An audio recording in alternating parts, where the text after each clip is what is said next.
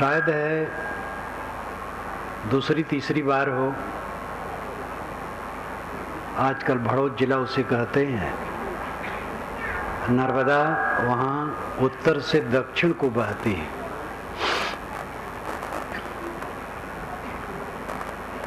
दाएं तरफ शुक्ल तीर्थ है और बाएं तरफ कबीर बड़ा है, यानी तट के पश्चिम तरफ शुक्ल तीर्थ है और तट के पूरब कबीर बड़ा है, जो आज खड़ा है एक बहुत विशाल बाग के रूप में। 600 वर्ष पुराना है वो। तत्वा और जीवा ये दो ब्राह्मण बंधु वहाँ रहते थे और कबीर साहब के शिष्य थे। एक बार काफी दिन रह करके जब चलने लगे तो उन दोनों ने उनके पैर पकड़ लिए और कहे, साहब आप यहीं रहिए। वो टापू जैसा आज भी है, आश्रम है, मंदिर है और वही कबीर बड़ा है, नदी बहती है। तो यहाँ एकांत है, आपको हम चाहते हैं आप यहीं रहें। तो साहब ने कहा, जो तू चाहे मुझको छाड़ सकल की आश, मुझे ही ऐसा हुए रहो सब सुख तेरे पास। अगर तुम मुझे चाहते हो तो सबकी कामना छोड़ दो, और जैसे मैं निष्काम हूं तैसे तुम भी निष्काम हो जाओ। बस सब सुख तेरे पास, सब सुख तुम्हारे पास है। मेरे पैर पकड़ करके क्या काम होगा? साधु के पैर में चक्के लगे रहते हैं, वो चलता रहता है। उन्होंने कहा, महाराज आप बनारस चले जाएंगे, हम यहाँ कैसे हमारा कल्याण होगा? तो साहब ने कहा, जो गुरु बसे बनारसी शिष्य समुंदर तीर, बिसराए बिसरे नहीं जो गुण हो शरीर। गुरु बनारस में रहते हो और शिष्य समुद्र के पास, समुद्र वहां से निकट है कबीरवड़ से, लेकिन अगर सद्गुरु का उपदेश शिष्य के हृदय में है तो भूलेगा नहीं। इसलिए देश की दूरी उसमें व्यवधान नहीं कर सकती है। ये साहब का निर्देश आदेशात्मक एक कथन है, जो तू चाहे मुझको छाड़ सकल की आश, मुझे ही ऐसा हुए रहो सब सुख तेरे पास। गुरु कहते हैं, ऐ शिष्य तू मुझे अगर चाहता है तो जैसे मैं निष्काम हूं वैसे तू भी निष्काम हो जा, बस सब सुख तुम्हारे पास है।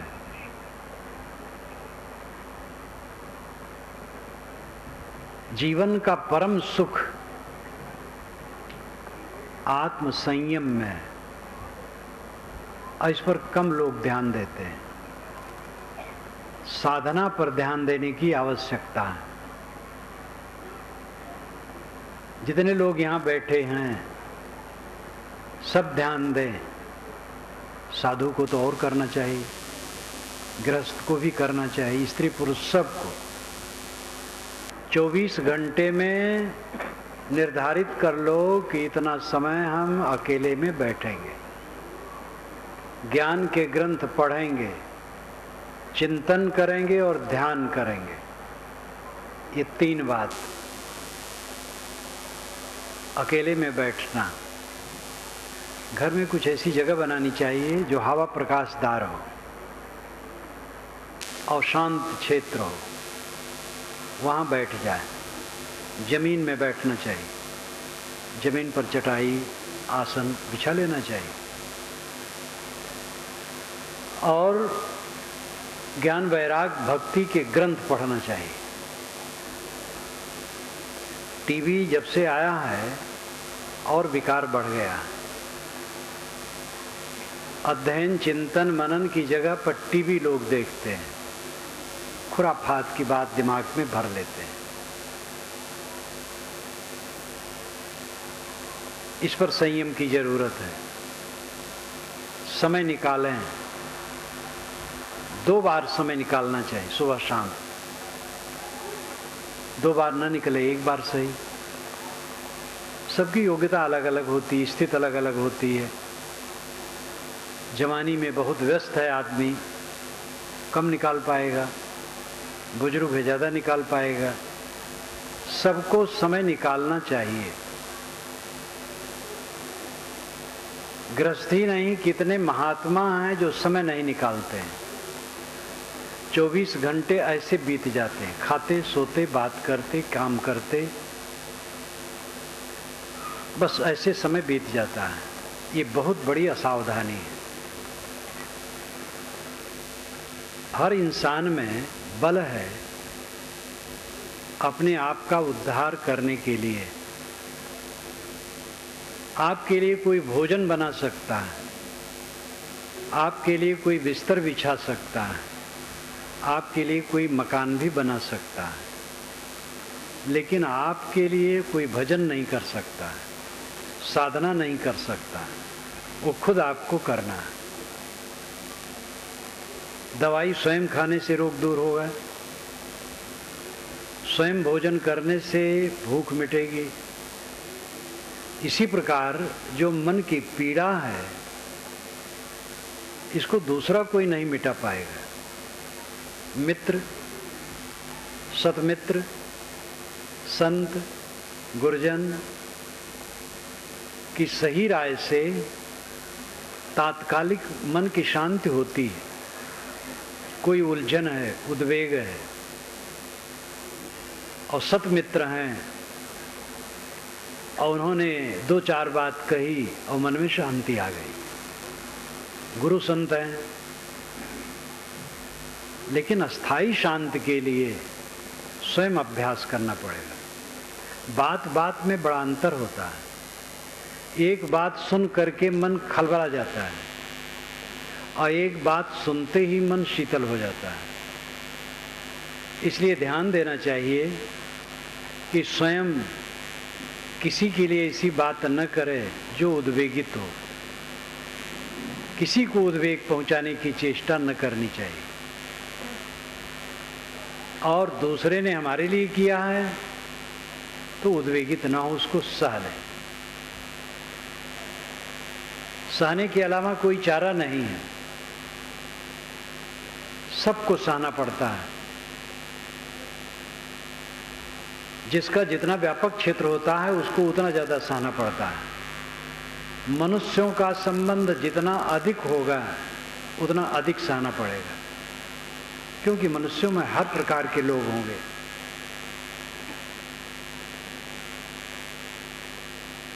स्वयं सह लेना और दूसरे को सहाने की चेष्टा न करना, ये अपने अहंकार को मारे बिना नहीं हो सकता है। हमारा घोर शत्रु कौन है? हमारे मन में टिका हुआ अहंकार। और बहुत प्यारा लगता है, कोई मान बढ़ाई दे हमें, बड़ी खुशी होती है। मान बढ़ाई में फूलना मानो विष ग्रहण करना है।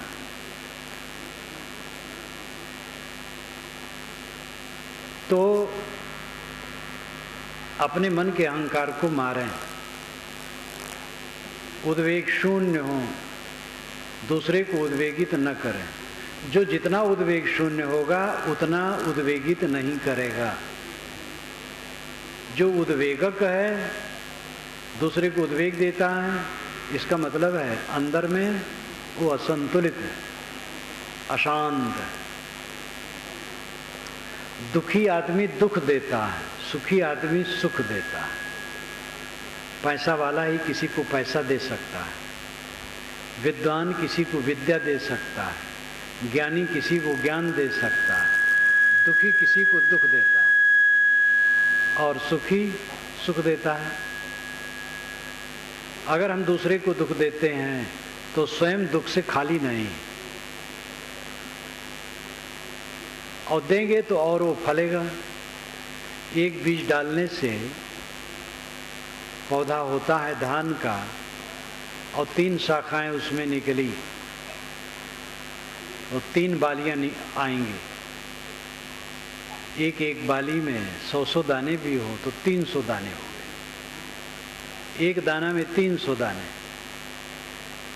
इसी प्रकार बुराई और भलाई, ये दोनों के फल बढ़ते हैं। बुराई करेंगे उसका फल बढ़ेगा, अच्छाई करेंगे उसका फिर फल बढ़ेगा। अपने को सुधारने के अलावा कोई चारा नहीं है। विवाद चारा नहीं है। विवाद करके समाधान नहीं होता है, सह करके समाधान होता है। फिर निर्णय की जरूरत होती है, निर्णय दिया जाता है। कहीं किसी व्यक्ति का निग्रह भी किया जाता है, दंड भी देना पड़ता है। ये सामाजिक परिस्थिति में ये सब होता है। लेकिन जो रात दिन की बात है, वो अपने मन को ही, अपने अहंकार को ही मारना होता है।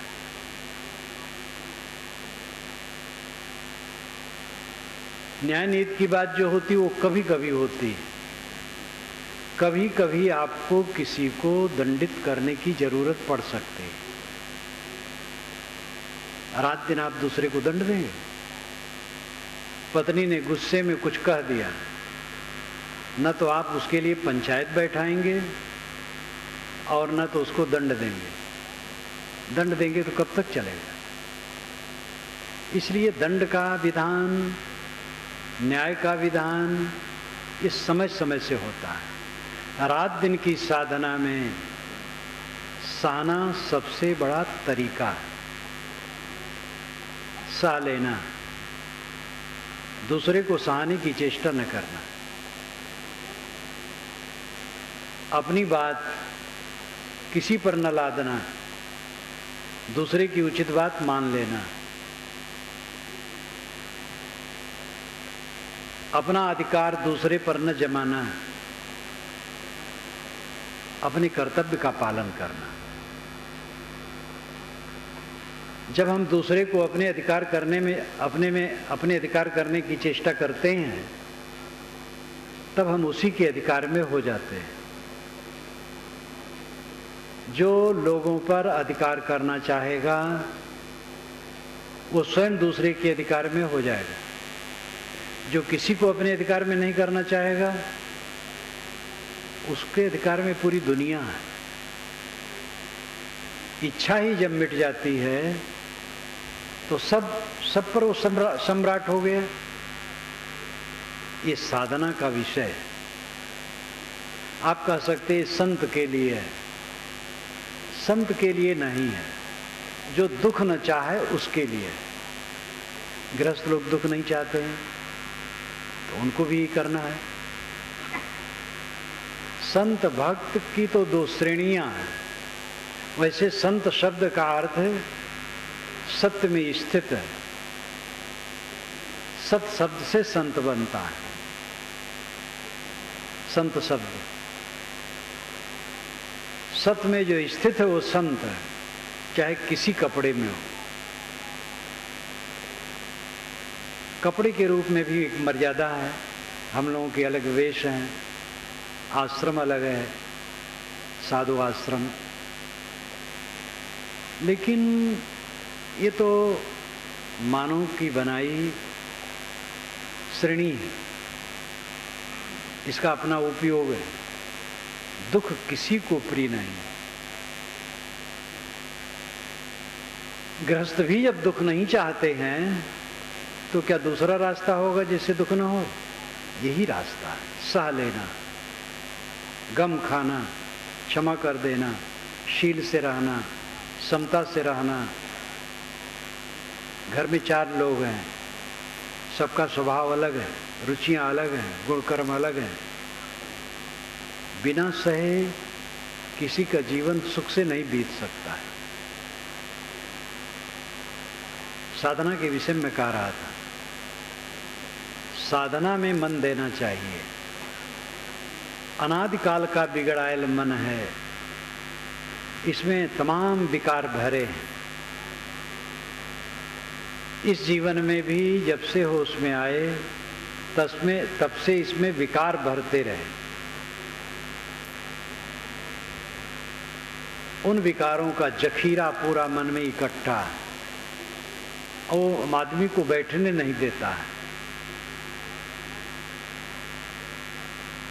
जो जानो जो जानो जग जीवना, जो जानो सो जीव, पानी पचावो अपना, पानी मागिनत पी। अगर जीव को जानते हो और जीवन जीना जानते हो तो जो पानी पिए हो उसको पचा लो और नया पानी न पियो। ये लाक्षणिक कथन है। जीव शुद्ध तत्व है, मौलिक तत्व है। उसी के विशेषण में आत्मा, राम, ब्रह्म अनेक शब्दों का प्रयोग होता है। मूल जीव शब्द है। अगर अपने स्वरूप को समझते हो, अपने आत्मा को समझते हो और जगत में जीने का ढंग समझते हो तो जो पानी पिए हो पचा लो, नया पानी न पियो। ये पानी है वासना, अहंता, ममता। जो अहंता ममता आज तक बनाए हो उसको पचा दो, मार दो और नई अहंता ममता न ग्रहण करो। कुछ अहंता ममता करना पड़ता है, मेरा मानना पड़ता है, तब व्यवहार चलता है। श्री काशी साहब ने अपनी वाणी में जहाँ कहीं लिखा है तो प्रायः लिखा है कि दृढ़ अहंता ममता का त्याग। इसका मतलब हल्की अहंता ममता जो व्यवहार के लिए है तो दूषित नहीं। जैसे मेरा घर है, मेरा परिवार है, साधु भी कहते मेरा आश्रम है, ये हल्की अहंता ममता है। विवेकवान समझता है मेरा नहीं, लेकिन व्यवहार के लिए तो कहना पड़ेगा।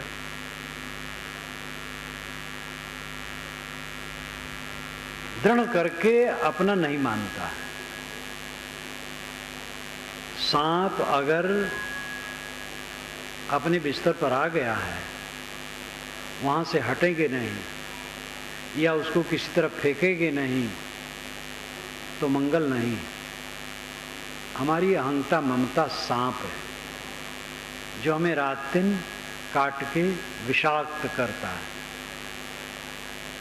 इसका त्याग किए बिना किसी को शांति नहीं मिल सकती। ये सब सूझ नहीं हो सकती है जब तक अकेले में न बैठे, स्वाध्याय न करे, चिंतन न करे और ध्यान न करे। सेवा के बाद ये तीन खास हैं। हर आदमी को सेवा परायण होना चाहिए। अपनी शक्ति और योग्यता के अनुसार जहाँ रहे सेवा परायण हो। सेवा से चित्त शुद्ध होता है। इसके आगे जो बात है वो तीन है: स्वाध्याय, चिंतन और ध्यान। स्वाध्याय सदग्रंथों का अध्ययन, चिंतन अपने पर सोचना, मेरे मनोविकार कितने शेष हैं, कितने मिट गए, मिटाने के लिए हम क्या प्रयास कर रहे हैं। अपने पर चिंतन, आत्मचिंतन। आदमी प्रतिक्रिया में जीता है।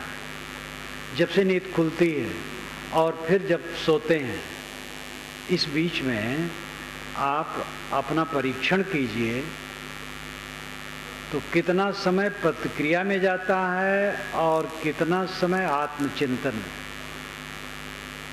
कितने लोगों का तो पूरा जब तक जागते हैं प्रतिक्रिया में ही जाता है। प्रतिक्रिया, रिएक्शन, अमुक ने ये कहा तो अब उसको उत्तर दे रहे हैं मन ही मन।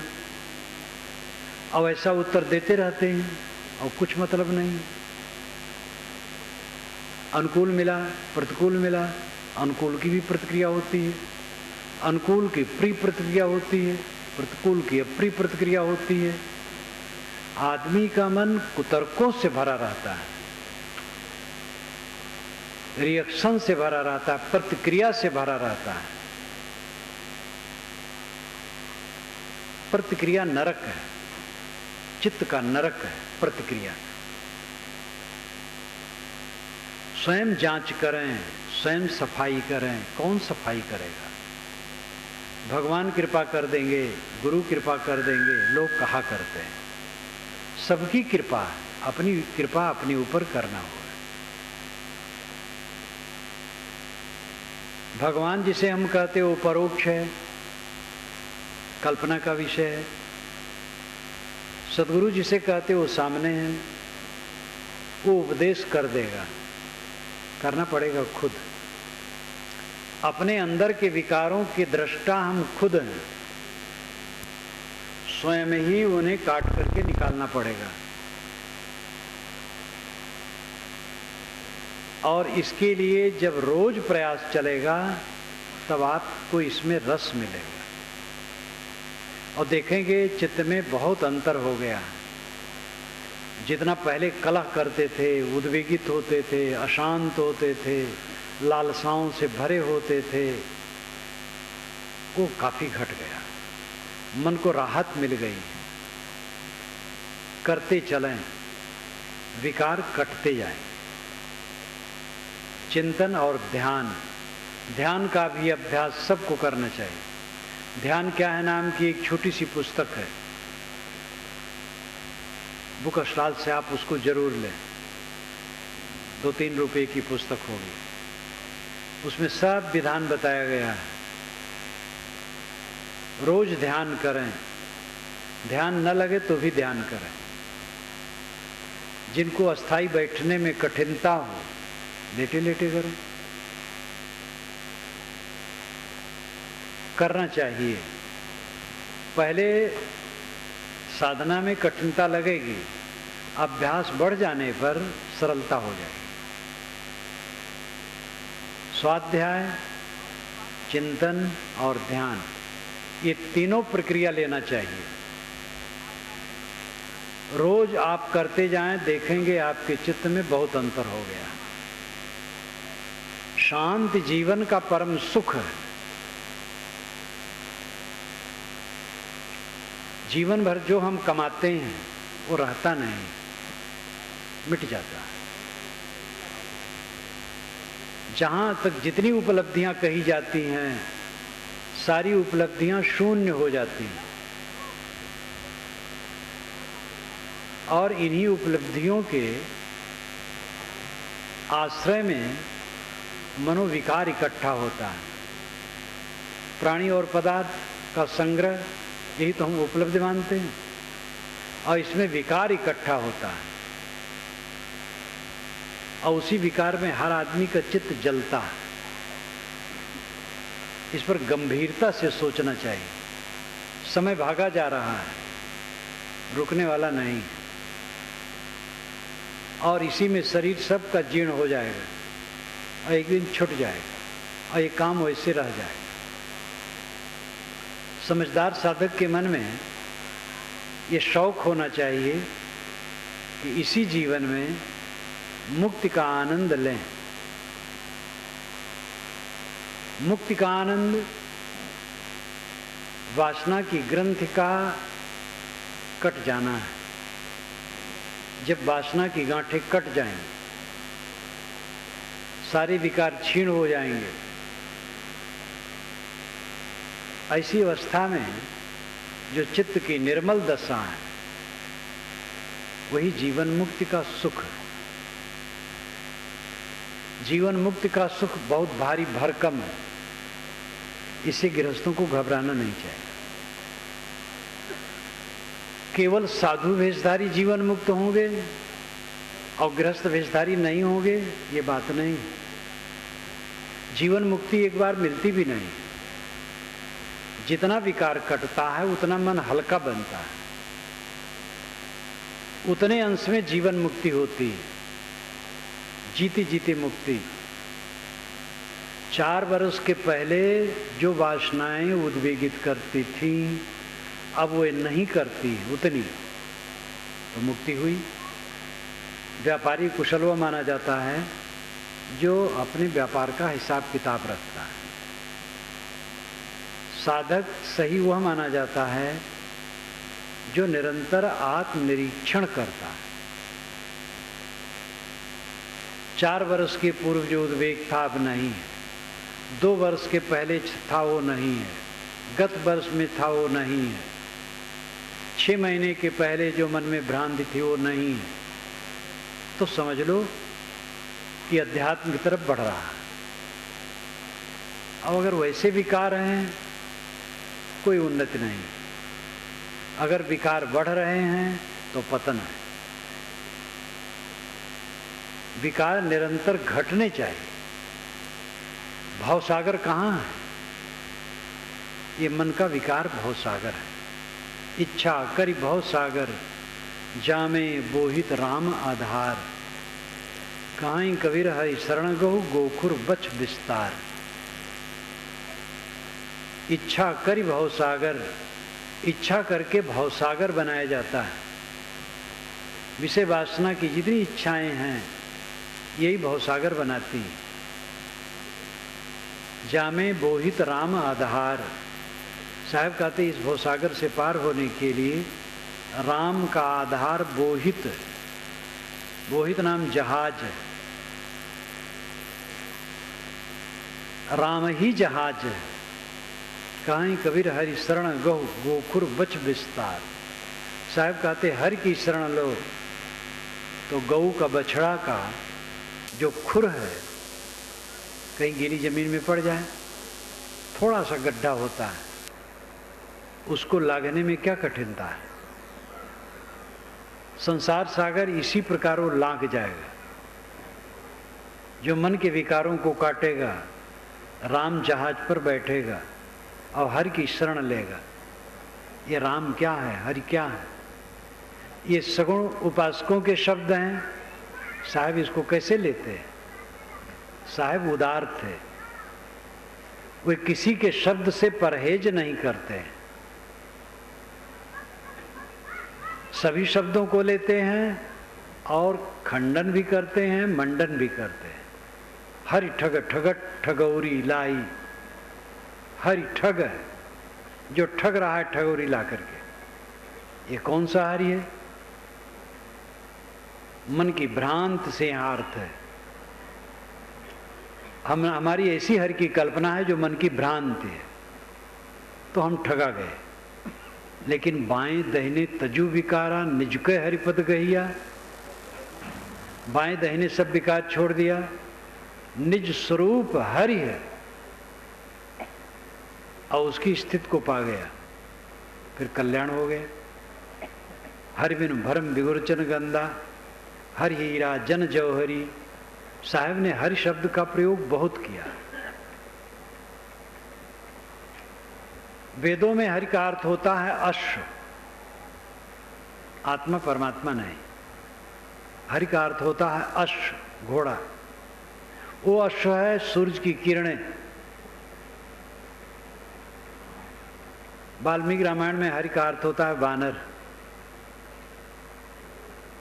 हरि का अर्थ आत्मा परमात्मा परक। ये ईसा के लगभग बना है। ईसा के बाद इसका ज्यादा विकास हुआ है। राम शब्द का प्रयोग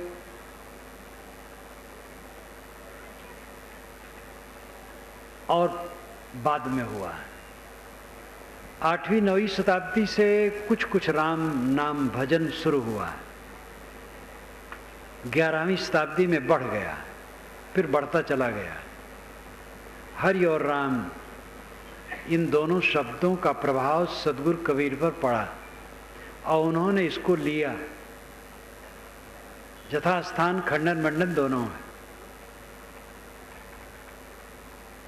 अगर राम या हरि परोक्ष है तो उसका खंडन साहब करते हैं, और परोक्ष है उसका मंडन करते हैं। परोक्ष का मतलब है कल्पना का विषय। 3 विषय सामने हैं आपके, प्रत्यक्ष, परोक्ष और अपरोक्ष। ध्यान दीजिएगा। प्रत्यक्ष इंद्रियों का विषय है और परोक्ष मन का विषय है, और अपरोक्ष मन और इंद्रियों के विश्राम के बाद होता है। कबीर दर्शन में रहस्यवाद में मैंने इसको लिखा है, पहले अध्याय में। आंख नाक कान जीभ चाम, से जो कुछ जाना जाता है ये प्रत्यक्ष है,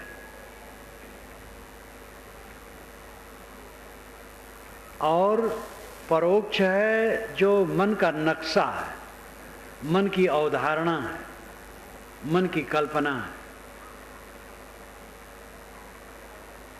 और जहाँ इंद्रियां शांत हुई और मन शांत हुआ, दोनों शांत हो गए, तो अपरोक्ष है।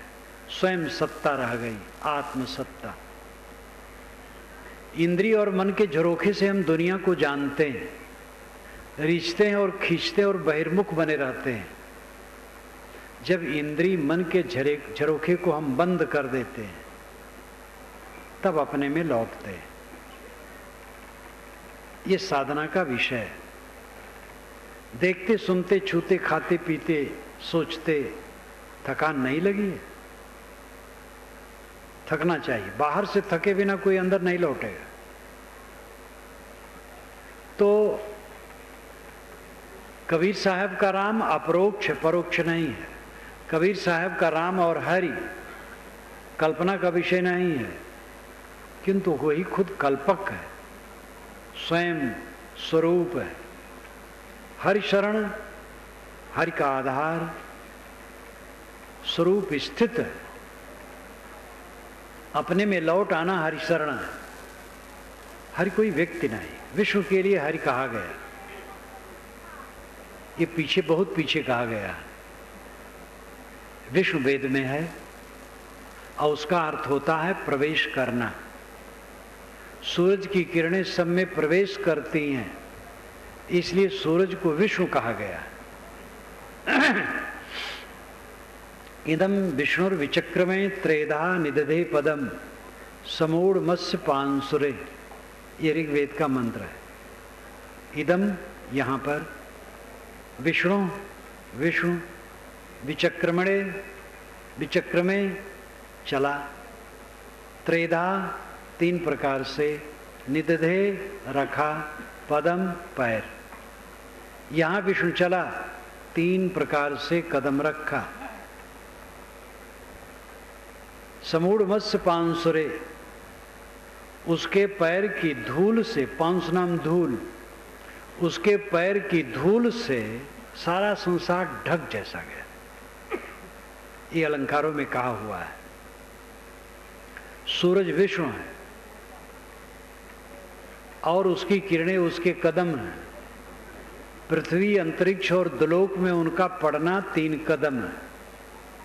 सूरज की किरणें पृथ्वी में पड़ती हैं, अंतरिक्ष यानी आकाश में पड़ती हैं, दुलोक यानी तारामंडल में पड़ते हैं। यही उसका तीन कदम है। तो सूरज को विष्णु कहा गया क्योंकि उसकी किरणें सब में प्रविष्ट होती हैं। आगे चल करके विष्णु एक आकार बनाया गया, चतुर्भुज, उसको विष्णु कहा गया। इस सगुण उपासना के लिए। लेकिन असली विष्णु जो उपासनीय है वो घट घट में। विष्णु का अर्थ ही जो प्रवेश करे, सब घटों में प्रविष्ट है, वही विष्णु है। आदि दैविक विष्णु प्रकृति का नियम है। आदि भौतिक विष्णु ये प्राणी जगत है। आध्यात्मिक विष्णु अपना आत्मा है। कल मैंने इसको विस्तार से कहा था कि सत्ता के तीन अंश, तीन भाग, आदि दैविक, आदि भौतिक, आध्यात्मिक।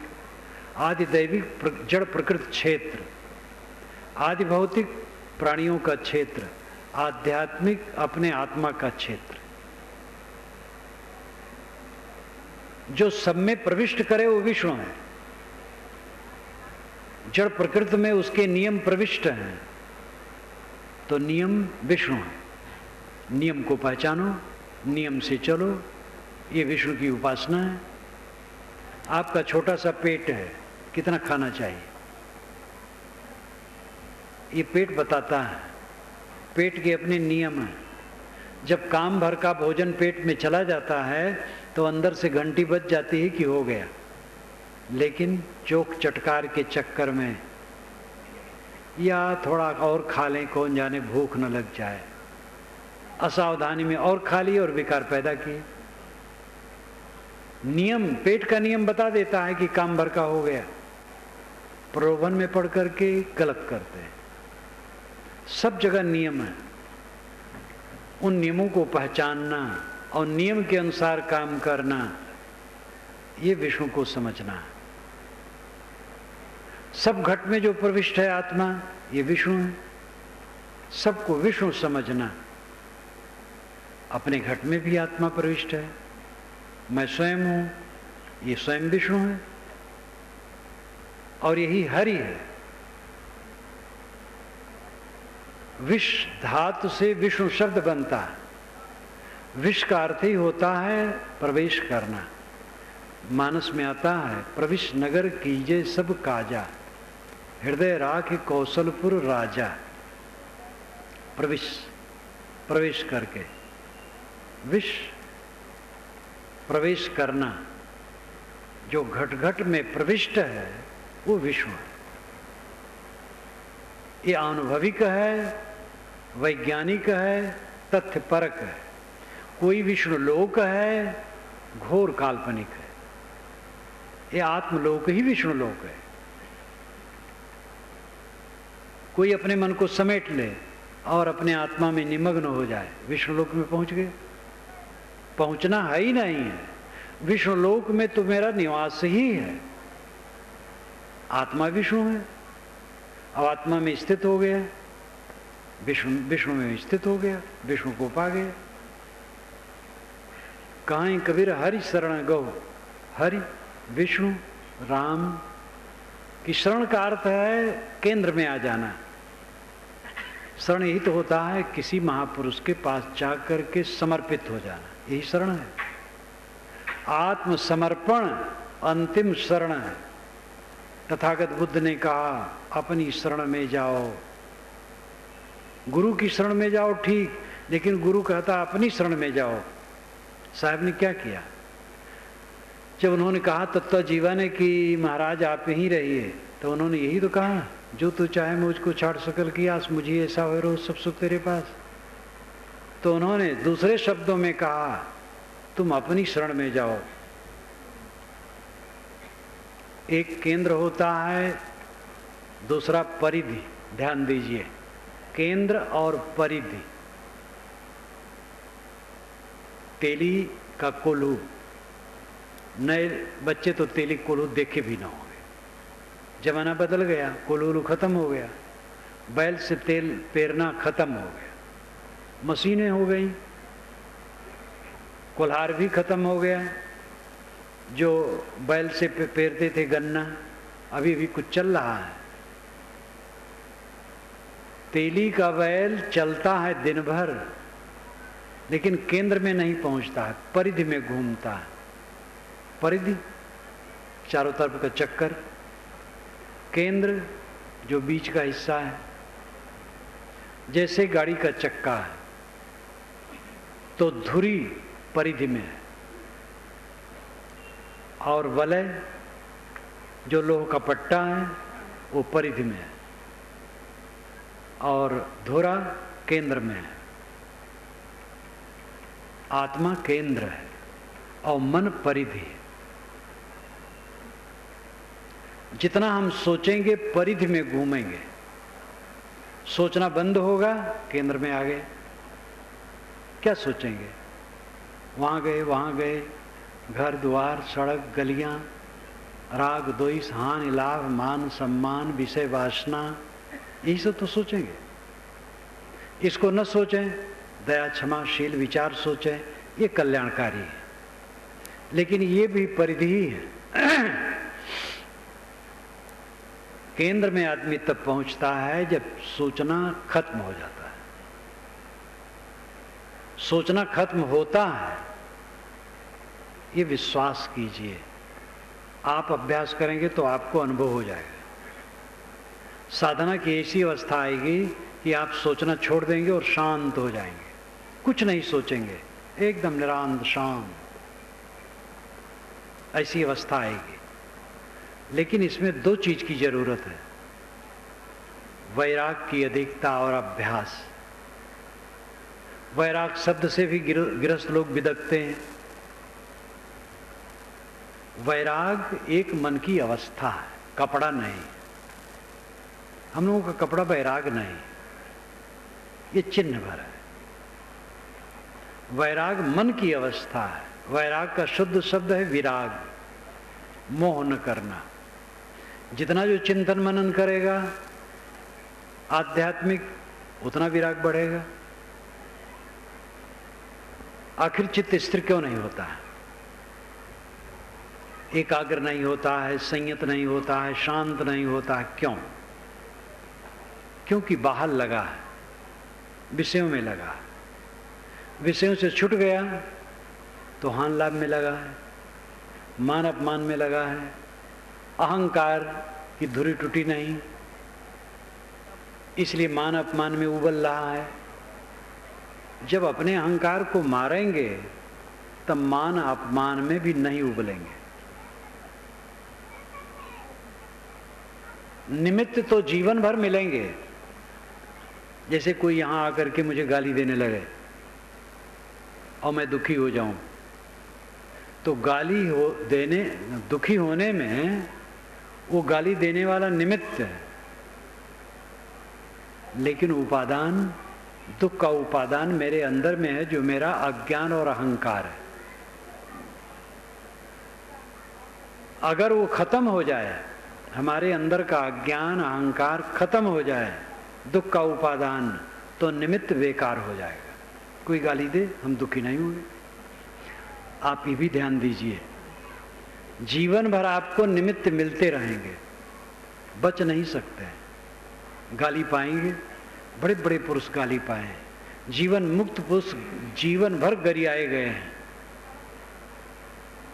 कृतार्थ आत्मा पुरुष को गाली दी गई है, कोई बचा नहीं। इस दुनिया में कोई ऐसा सिर नहीं है जो निंदा से बचा। ये देखना है कि हम निंदित कर्म करते हैं कि नहीं। निंदित कर्म न करें, चिंता न करें, चिंताहीन होकर के जिए।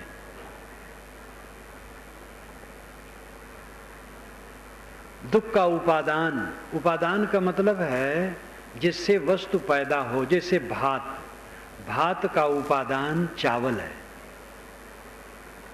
भंडारी रसोईया निमित्त है। घड़ा का उपादान मिट्टी है और कुम्हार निमित्त है। हमारे दुख का उपादान हमारा अज्ञान और अहंकार है, और निमित्त तो मिलते रहेंगे।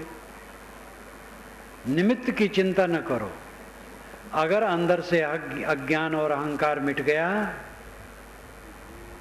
तो निमित्त कुछ नहीं कर पाएगा। आखिर जो मन को जीत लिए उन्हीं को तो बेड़ा पार हुआ। कबीर साहब कभी क्षोभित हुए, कभी क्षोभित नहीं हुए। 52 कसनियां उनके ऊपर बताई गई हैं, वो अतिशयोक्तियों से भरी है, लेकिन उसके मूल में यह है कि उनको कष्ट दिया गया, लेकिन अपने विरोधी के प्रति भी वो क्षुब्ध नहीं हुए। तथागत बुद्ध, महावीर स्वामी कोई क्षुब्ध नहीं हुए। अन्य साधक भी, स्वामी शंकराचार्य ने कहा है, प्रतिकार भावना बिना सह लेना ये तितिक्षा है। प्रतिकार भावना, बदला लेने की भावना न होना। संत ईसा को तकलीफ दी गई, अंत में हत्या भी कर दी गई। अपने हत्यारे के लिए उन्होंने कहा, जब क्रॉस पर लटके थे, कि प्रभु ये नहीं जानते हैं कि हम क्या करते हैं। इतने दयालु पुरुष, इनको क्षमा करना। कोई साधक होगा दुनिया के किसी क्षेत्र में, सबकी दशा एक है। इसीलिए साहब ने कहा, समझे की गति एक है, जिन समझा सब ठौर।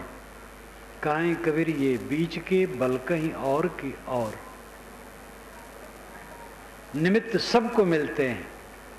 गोस्वामी तुलसीदास जी ने तो सबकी दुष्टों की भी वंदना कर डाली है, ब्राह्मणों को तो बहुत पुचकारा है, लेकिन काशी में ब्राह्मण खार खाए बैठे थे उनके लिए, और उनको रत्ती भर नहीं मानना चाहते थे। कैसा संसार है। जिस महापुरुष ने ब्राह्मणों की फिजूल प्रशंसा की है, पूजी विप्र शील गुणहीना, ये फिजूल प्रशंसा है, बल्कि खतरनाक है। लेकिन उसी महापुरुष को ब्राह्मणों ने सताया काशी में। कोई साधक है,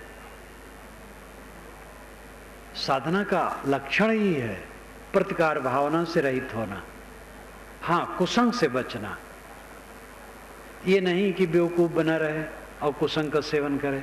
जहाँ उद्वेग पैदा हो, जहाँ अशांति पैदा हो, कुसंग रहे, तो विवेकवान उससे बचा के चलेगा, हट के चलेगा, लेकिन उसके लिए मन में दुर्भाव नहीं रखेगा। तो केंद्र आत्मा है, मन परिधि है। आप अपनी परीक्षा कीजिए, कितने समय परिधि में जीते हैं, कितने समय केंद्र में।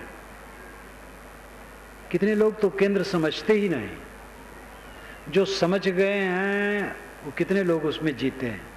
परिधि ही में लोग घूमते रहते हैं, स्मरण स्मृतियां ख्यालात डूबे रहते हैं उसी में। साधना करते करते ऐसा समय आता है जब साधक की परिधि समाप्त हो जाती है और केंद्र में आ जाता है। सोचना बंद हुआ, केंद्र में आ गए, कहीं आना जाना थोड़े है। चित्त बाहर रम रहा था, परिधि में घूम रहे थे, चित्त शांत हो गया, केंद्र में आ गए। चित्त शांत होते ही केवल दशा, अद्वैत दशा, निर्वाण दशा, स्वरूप स्थित होती है। ये सब के अर्थ एक है। केवल रह जाना, अकेला, अद्वैत हो जाना, अकेला रह जाना, निर्वाण हो जाना, वासनाओं का बुझ जाना, स्वरूप स्थित सहज समाधि, सब एक बात है। मन की एकाग्रता साधना चाहिए। साधते साधते ऐसा क्षण आएगा कि चित्त शून्य हो जाएगा, शांत हो जाएगा। 1 मिनट अगर चित्त शून्य हो तो उस समय का जो सुख होगा वो अद्भुत होगा। आप 50 वर्ष में पहुंच गए हैं, अगर 1 मिनट चित्त बिल्कुल शांत हो गया तो 50 वर्ष में वही 1 मिनट आपका जीवन है, और बाकी ऐसे गया। ये शौक होना चाहिए। साधना करें, स्वाध्याय करें, चिंतन करें, अकेले में बैठें, मन के विकारों को काटें, मन की शांति प्राप्त करने का प्रयास करें। वृत्ति और आत्मा का मिलन। सद्गुरु ने रूपक बहुत बढ़िया दिया है। कहा सुनी की है नहीं, देखा देखी बात, दुल्हा दुल्हन मिल गए फीकी परी बारात। साहब कहते ये स्वरूप स्थित की बात है, आत्म शांत की बात है, कहा सुनी की नहीं। कहा सुना जाता है विचार बनाने के लिए, प्रेरित करने के लिए और प्रेरणा पाने के लिए। कहा जाता है दूसरा प्रेरित हो, सुना जाता हमें प्रेरणा मिले। तो प्रेरणा पाने के लिए, प्रेरणा देने के लिए कहना सुनना होता है। प्रेरित हो करके जब साधना में साधक दृढ़ हो जाता है तब वो दशा आती है। तो कहाँ सुनी की है नहीं, देखा देखी बात। देखा देखी आमने सामने, दुल्हा दुल्हन मिल गई फीकी परी बारात। बारात गई, दूल्हा गया। दूल्हा तो अपने को सजाता ही है, दूसरे लोग उसको सजाते हैं। बाराती लोग भी जितना बन सकता है सज के जाते हैं। बारात में अगर जाना होता है और अपने पास कपड़ा योग्य न हो तो मित्रों से ले लिया जाता है। जितना बन सकता सब बाराती सज के जाते हैं, लेकिन सबका सजना बेकार हो जाता है। दूल्हा गया माड़ों में, मंडप में, दुल्हन से मिल गया, दूल्हा दुल्हन मिल गए, और बराती बेवकूफ होके लौट आए, कुछ नहीं पाए। सजे तो खूब बराती, लेकिन बेवकूफ होके लौट आए। फीकी परी बारात। यहां अर्थ दुल्हा है आत्मा, दुल्हन है वृत्ति, मनोवृत्ति, और बारात है तत्व प्रकृति, ये बाह्य जगत प्रपंच। जब साधना में सन्नद्ध हुए और चित्त स्थिर हुआ तो वृत्ति का आत्मा में लय हो गया। लय होने का मतलब यही है, वृत्ति शून्य हो गई, आत्मा शेष है। तो दूल्हा दुल्हन मिल गए, बारात फीकी हो गई, तत्व प्रकृति फीकी हो गई, जगत प्रपंच फीका हो गया, चित्त सबसे अनासक्त हो गया। बहुत सरल काम है, कठिन इसलिए लगता है कि करते नहीं।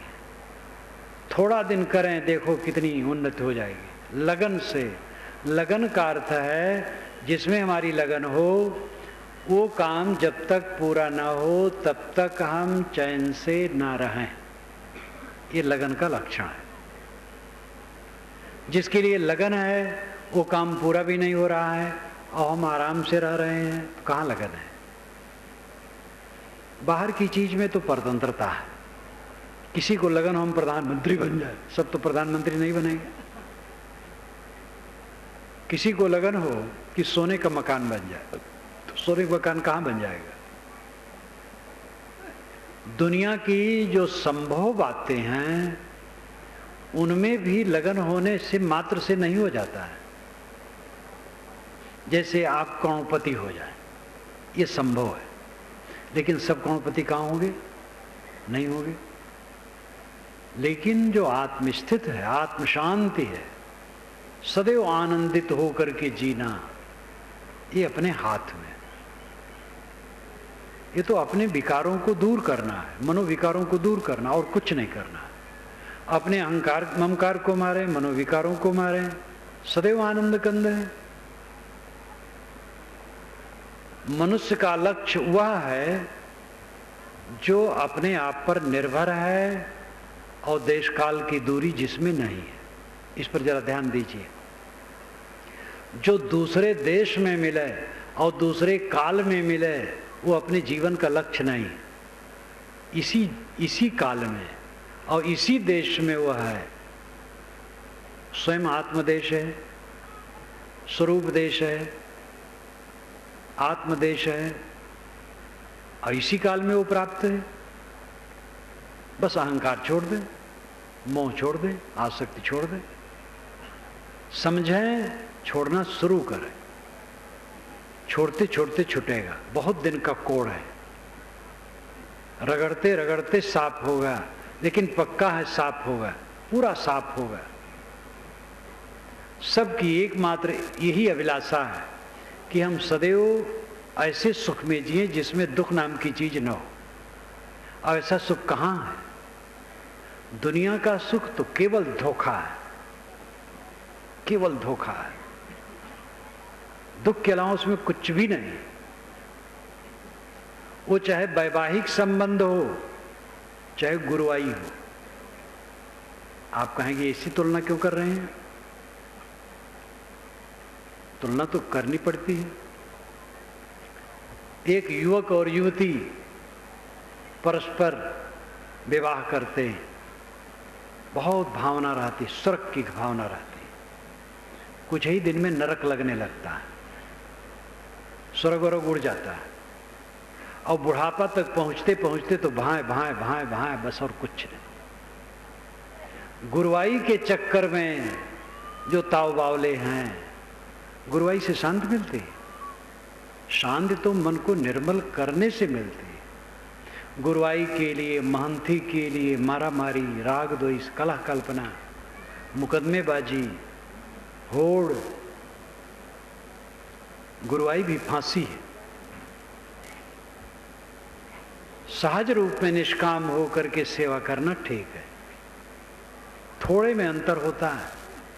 ठाव गुण काजर, ठाव गुण कारिक। योग दर्शन का निर्विकल्प दूसरे ढंग का है। वहां कई कैटेगरियां बांटी गई है, वो उनकी शैली है। लेकिन पारक सिद्धांत का निर्विकल्प, वेदांत का निर्विकल्प एक है। संकल्प शून्य हो जाना पारखी और वेदांती दोनों एक ढंग से कहते हैं। और ऐसा होना सरल है। काम करें, अपनी अपनी योग्यता के अनुसार सब लगें। स्त्री पुरुष गृहस्थ विरक्त सब प्रतिदिन समय निकालें। अकेले में बैठें, स्वाध्याय करें, आत्मचिंतन करें, ध्यान करें, लेखा जोखा रोज रखें। मन के विकार कितने घटे। साधना जितनी बढ़ती जाएगी पर निंदा खत्म होती जाएगी। दूसरे की बुराई देखना बंद होता जाएगा। अपनी बुराई रात दिन देखने में फुर्सत नहीं मिलेगी। साधक विनम्र होगा, नम्र हो जाएगा एकदम चारों तरफ से। जिसकी साधना जितनी ऊंची बढ़ती जाती है चारों तरफ से उतना वो नम्र होता जाता है। तो दूल्हा दुल्हन मिल गए, फीकी परी बारात। कहा सुनी की है नहीं, देखा देखी बात। ये अंतिम बात है। आप लोगों के सामने मैंने शुरू किया कि भाई जितने सज्जन यहाँ आए हैं, संत आए हैं, स्त्री पुरुष आए हैं, इसका शौक करें। अकेले में रोज बैठने का कुछ समय निकालें।